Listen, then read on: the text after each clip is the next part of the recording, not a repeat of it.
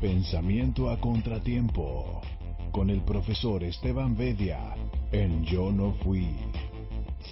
Atento Bedia, atento Esteban, a ver si me copia cambio. Meteoro saluda. Atento Meteoro, lo escucho fuerte y claro. Bueno, perfecto. QSL.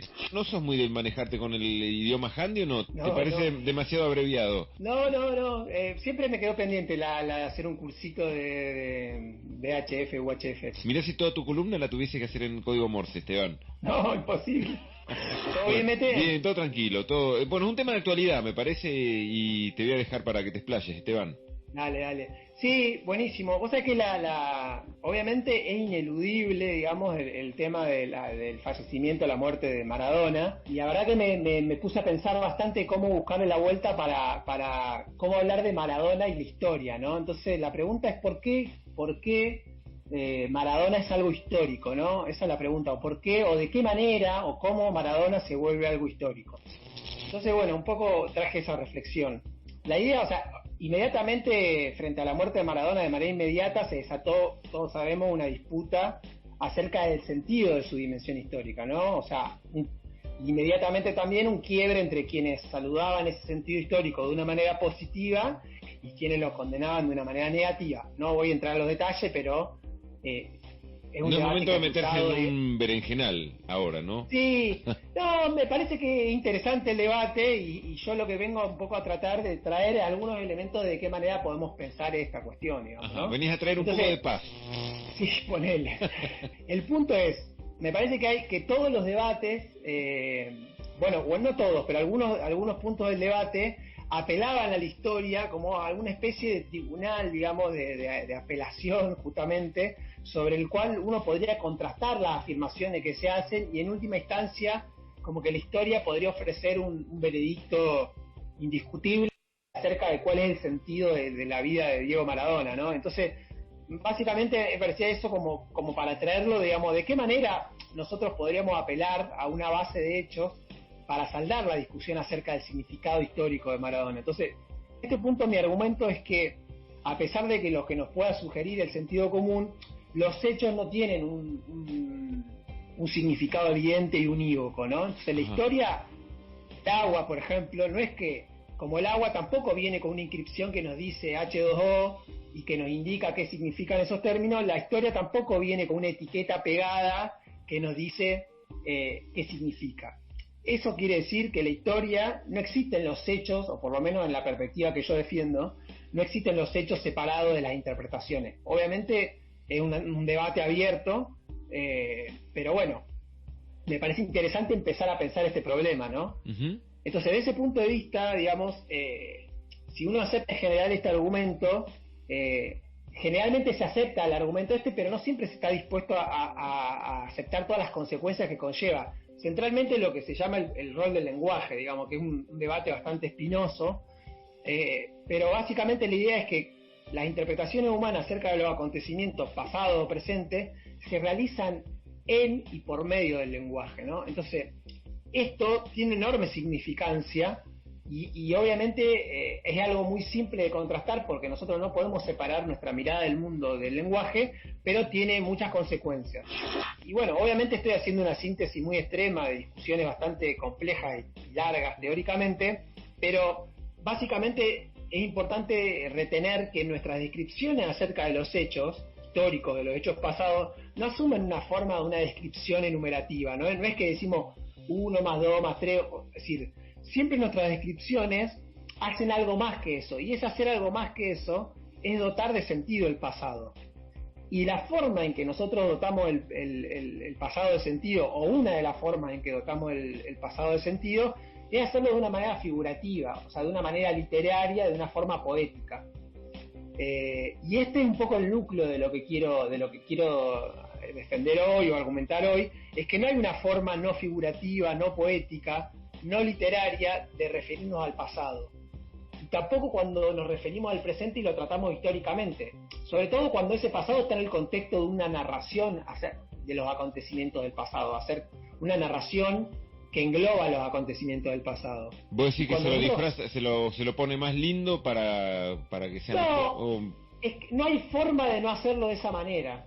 Ujú. O nosotros tratamos el pasado de una manera estadística, pero que sería una aproximación totalmente diferente, o lo tratamos narrativamente. O sea, inclusive esto también es extensivo acerca de nuestra propia vida. Nosotros narramos nuestra... O sea, no hay una forma neutra de usar el lenguaje. O sea, Siempre utilizamos claro, el lenguaje de una manera figurativa. le aunque no ponemos lo sepamos. le ponemos el relato de Víctor Hugo al gol del 86, por Si decir no una fuera cosa. ese relato sería otro. Claro. ¿Entendés? Eso Sí, lo, sí. lo inevitable es que haya un relato. Ujú. Es decir, no hay una manera no figurativa de referirnos, de describir, de narrar. Porque la narración se desarrolla de manera figurativa. Ujú. Entonces, salvo que la vida sea una serie, digamos, de lo que los lógicos llaman enunciados ostensibles, o sea, que yo agarre un objeto y diga perro, y agarre un perro, y diga gato, y agarre un gato, y agarre una hoja y te diga hoja, o sea, salvo que uno se comunique de una manera casi medio robótica, o sea, no natural, los lenguajes articulan su forma discursiva de manera narrativa, sobre todo cuando nosotros queremos contar algo, porque no sé, digamos, cuando estamos hablando de la vida de alguien, estamos haciendo una biografía. Y claro, justamente una biografía es contar el relato de la vida de una persona. Inevitablemente, cuando querramos hacer ese relato, vamos a recurrir a figuras literarias. Y eso es algo de lo cual nosotros no nos podemos liberar, y que lo que pasa es que hay un problema ahí, que es que como que la literatura tiene mala fama, digamos, ¿no? Y eso también es un problema que bueno, ahora sería largo de abordar acá, pero la modernidad se basó un poco en bajarle el precio de bajarle el precio a las narraciones, Ujú. ¿no? Como que dejó las narraciones reservadas para un lugar, digamos, de lo poético, literario, e inclusive muchas veces identificado ese lugar con lo femenino, ¿no? De hecho, las novelas, las primeras novelas en el siglo XIX eran como literatura dirigida a mujeres, digamos, en la historia de la novela no me voy a meter en esto. Entonces, y obviamente en nuestra estructura social, en que es una estructura social machista y patriarcal, eso tenía un lugar, digamos, asimétrico, ¿no? En relación al lugar del hombre, que era lo racional. Entonces vos tenés lo racional, lo masculino, estoy hablando del siglo XIX, como lo científico, y lo irracional y lo femenino como lo ficcional, digamos. Entonces, sobre esa oposición también se construyó esta idea de que lo poético y lo literario tiene un lugar secundario. Lo interesante, digamos, de los estudios del lenguaje durante todo el siglo XX, y sobre todo los estudios de la literatura, es que nos han obligado a reconocer es que no hay formas no figurativas de construir narraciones. Y eso, obviamente, hay una implicancia filosófica y todo, pero básicamente ahí hay un problema, que es que, o sea, se trata, digamos, no es que, bueno, hay una pregunta. Entonces nosotros representamos el mundo y lo representamos por medio del lenguaje, o bien no hay una forma de separar, ¿no? Entonces ahí hay una discusión como bastante intrincada, digamos, pero sea como fuere, digamos, en cualquiera de las dos opciones, o sea que nosotros no podamos separar el lenguaje del mundo, o sea que el lenguaje lo usamos para representar el mundo, en cualquiera de esas dos opciones teóricas, que no son menores, digamos, cuál elijamos, inevitablemente tenemos que reconocer que la forma en que nosotros nos referimos a eso que construimos como mundo, existe ese mundo por fuera de los significados o no, que esa es la discusión, no hay forma no poética, no literaria de construir ese significado. El problema es que muchas veces nosotros no somos conscientes de cómo lo vamos estructurando, digamos, ¿no? Entonces, un poco eso es lo que yo quería traer a discusión, digamos, cuando nosotros nos metemos en este argumento o en estas discusiones de la historia, de la teoría de la historia, nos damos cuenta de que las formas de nuestro lenguaje natural, de nuestro lenguaje corriente, son formas literarias, ¿no? Entonces, si nosotros vamos hacia esas formas literarias, identificamos la forma en que nosotros contamos las historias, una forma distinta de decir contar una historia es preguntarse cómo la tramamos, ¿no? La famosa trama, cuando Sí. uno, digamos, la famosa trama, inclusive de las películas y de todo, son formas de contar historia. Bueno, cuando nosotros construimos una imagen del pasado, en cierta medida estamos haciendo de escritores de ese pasado. El tema es que no siempre lo hacemos conscientemente, pero inevitablemente, si vamos a referirnos a ese pasado en el sentido de contarlo, de contar ese pasado, de contarlo como un relato, vamos a tramarlo de alguna manera. Y si nosotros vamos hacia las formas de tramar, vamos a encontrar que hay solamente o básicamente 4 grandes formas de tramar, ¿no? Una de esas formas de tramar es el romance, o lo que sería la forma romántica, ¿no? de tramarlo, la forma trágica de tramarlo, la forma de comedia y la forma de sátira. Entonces, si nosotros avanzamos un poco y pensamos, digamos, de la vida de Maradona, a partir, digamos, de esta forma de tramar, nos vamos a encontrar que todos somos medio narradores del pasado. Entonces, por ejemplo, voy a decir, bueno, ¿qué es el romance? El romance es un drama, acá me hizo unos machetes para decir una definición precisa, ¿no? Yo no lo juego igual, quédate tranquilo. El romance es un drama de autoidentificación de un héroe como protagonista, ¿no? Que trasciende al mundo y finalmente se libera y triunfa sobre ese mundo. Entonces, cuando nosotros pensamos en Maradona, su relación con el fútbol, la épica, los orígenes en la pobreza, la estamos tramando a Maradona de esta manera, ¿no? La superación del hombre y la liberación. Pero también cuando lo tramamos en una clave política y cuando pensamos su relación con la FIFA, con el poder, con la AFA, o su relación con las ideas políticas, con el peronismo, con los líderes revolucionarios como Che Guevara o como Castro, ¿no? O como Evo Morales. Y también en ese contexto deberíamos pensar una forma de tramar romántica la vida de Maradona cuando pensamos en el entierro, ¿no? Casi como una figura de Estado, un héroe romántico, una identificación entre Maradona y determinadas cuestiones como la identidad nacional. Ahí hay una metonimia, digamos, una forma metafórica en la que nosotros construimos el significado de Maradona a partir de identificarlo con la trayectoria de lo argentino, de la argentinidad. Y es interesante, digamos, fíjate que vos decís, bueno, o sea, en este plano, cuando bajamos a este nivel de la discusión, ya te das cuenta que nuestras formas cotidianas de hablar, nuestras formas, las del periodismo, las de todos los discursos sociales, construyen, digamos. Inclusive, cuando nosotros narramos nuestra propia historia como esto saliendo del caso de Maradona, cuando narramos nuestra propia historia como una tragedia, y después vamos a ver para qué hacemos esto, porque lo interesante no es solamente que lo hacemos, sino, y acá me adelanto un poco, es que esto tiene una función práctica, ¿no? Pero bueno, entonces, decíamos una forma romántica. Lo opuesto al romance sería la sátira, que es un drama de desgarramiento, ¿no? En última instancia, gobernado por la idea de que el hombre más bien es un prisionero de sí mismo más que un amo, ¿no? Entonces, por ejemplo, y que en última instancia la muerte no tiene ningún sentido, digamos, y ofrece como un manto sin sentido a la vida, ¿no? Entonces, ahí, por ejemplo, ahora cuando se empieza a hablar de la muerte de Maradona, de todas las circunstancias en las cuales murió, etcétera, etcétera, su relación, por ejemplo, con las adicciones, empieza un poco a tramarse en este plano, digamos, satírico del sinsentido, ¿no? De la vida sin sentido, ¿no? Inclusive cuando en este debate que cruzó también que el feminismo tuvo implicado acerca de la figura de Diego Maradona, también aparece un poco, ¿no? Esta idea, digamos, del digamos, de que la visión más benevolente, no la visión moralista, pero sino la visión que reconoce la figura, pero al mismo tiempo reconoce, digamos, el machismo de la figura. También ahí hay como una lectura del sinsentido, digamos, de a pesar de todo, hay cosas que nosotros no gobernamos, que nosotros no controlamos y que nos gobiernan. Y en el medio, entre el romance y la sátira, está la comedia y la tragedia, ¿no? Que son formas de liberación parcial, formas de escape, aunque de manera diferente. Por ejemplo, en la comedia hay como reconciliaciones, ¿no? Muchas veces viste que las comedias terminan como con una fiesta al final, ¿no? Bueno, sí. Esa forma festiva es la forma que ofrece la reconciliación. Y un poco la mirada de Maradona como una mirada satírica o de comedia también está, por ejemplo, en la canción de Manu Chao, ¿no? De la vida es una tómbola. Uh-huh. Esta idea de que nosotros no gobernamos nuestra propia vida, ¿no? Y que hay fuerzas que nosotros no controlamos. La relación problemática con la psiquis, digamos, ¿no? Digamos, el problema del abandono, la salud mental, todas esas formas, digamos, se terminan inscribiendo en estas formas narrativas, ¿no?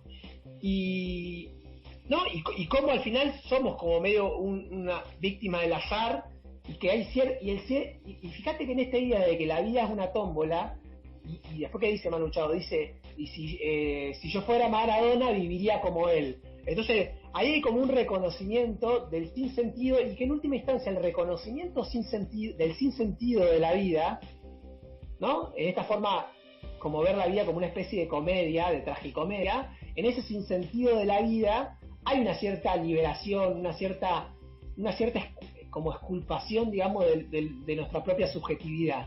No controlamos todo lo que hacemos, y muchas veces lo que hacemos no sabemos ni por qué lo hacemos, y bueno, un poco, ¿no? Y por último podría ser la tragedia, ¿no? Donde la tragedia ya reconoce que no hay una reconciliación, sino que hay una actualización que, digamos, que origina el drama. La figura, digamos, del entierro, el entierro frustrado, fatídico, digamos, problemático, asume de cierta forma trágica, ¿no? En la idea de que ni siquiera en el entierro puede Maradona tener paz porque su vida fue sin paz, ¿no? Digo, no digo que parte de los discursos sociales, de las interpretaciones que se hacen, asumen estos significados. Vos fíjate que va a sonar medio absolutista, pero si uno hace un detalle de estas formas de tramar, ¿no? Repito, el romance, la sátira, la comedia y la tragedia, uno podría revisar todo lo que se escribió de Maradona en la última semana, y encontraríamos que de alguna forma u otra todos los relatos encajan en este lugar. Todos los relatos, inclusive nuestros propios relatos de la vida de Maradona, van recuperando estos sentidos de tramar la vida de Maradona, ¿no? Y un poco eso es lo que quería recopilar. Fíjate que en esta última forma de contar la vida de Maradona aparece la identificación entre su vida trágica y la decadencia nacional. La mayoría de las miradas negativas sobre Maradona asumen esta perspectiva. Por ejemplo, la de Sebrelli, ¿no? Sí. Es una visión muy negativa, y si uno lee con detalle, identifica el drama, digamos, el supuesto, digamos, relato de la decadencia nacional, y ahí también tenés, porque en realidad este análisis lo podríamos extender a los relatos de las historias nacionales, ¿no? O sea, entender la historia nacional, 70 años de decadencia argentina, por ejemplo, para decir, ahí hay un tropo, ahí hay una estructura narrativa que organiza nuestra mirada sobre el pasado. Entonces, si yo homologo una mirada trágica, 70 años de decadencia argentina, y homologo la vida de Maradona como una representación metafórica de esa decadencia argentina. Fíjate, digamos, de qué manera están unidas estas miradas decadentistas, digamos, o la mirada épica. Que, digamos, la mirada épica también, la mirada épica romántica, ¿no? Maradona, el héroe que lucha contra el poder, que se organiza. Bueno, es decir, la mirada, digamos, esa mirada también es leída de alguna de las tradiciones del nacionalismo, del peronismo, es leída en ese sentido, digamos, ¿no? Entonces, también hay una homologación de la vida de Maradona a la historia nacional, de una manera, digamos, que ocupan ese lugar una con otra, de manera, digamos, sinónima, hay como una sinonimia, digamos, una ocupación del lugar entre la vida de Maradona y la épica, etcétera. Entonces, y ahí, obviamente, los hechos, y esto es un poco lo que quiero plantear, no resuelven el problema. No hay una forma, digamos, indubitable o completamente indiscutible en que yo puedo ponerlo a Maradona en un casillero o en otro, ¿no? Y entonces un poco la idea es, o sea, nosotros podríamos seguir esto, y obviamente he dejado mucho el detalle de lado, etcétera, pero lo que quiero defender es que esta es la forma en que nosotros volvemos a Maradona histórico. Y de la misma manera que lo hacemos con Maradona, lo hacemos con nuestra propia vida, y lo hacemos con la vida de nuestros héroes populares, y lo hacemos, digamos, y lo hacemos con la historia de nuestro país y con la historia del mundo, digamos, ¿no? Lo volvemos histórico porque lo tramamos, y lo tramamos contándolo, y lo contamos en alguna de las formas que nos ofrece el lenguaje, y las formas que nos ofrece el lenguaje, porque nosotros no controlamos las formas que el lenguaje nos ofrece, son estas formas poéticas.